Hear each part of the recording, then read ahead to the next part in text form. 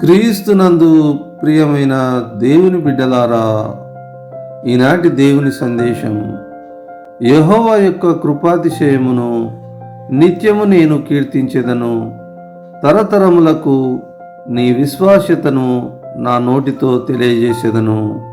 కీర్తనల గ్రంథం 89వ అధ్యాయము 1వ వచనము. ప్రియమైన దేవుని బిడ్డలారా, యెహోవా ఆశీర్వాదము ఆయుష్కాలమంతయు ఉండుననియు, అనగా ఆయన యొక్క ఆశీర్వాద ఐశ్వర్యము నిత్య రాజ్యమునకు వారసునుగా చేయుననియు ఈ వాక్యము సెలవిచ్చుచున్నది. దేవుడట్టి ధన్యత మనకును అనుగ్రహించునుగాక.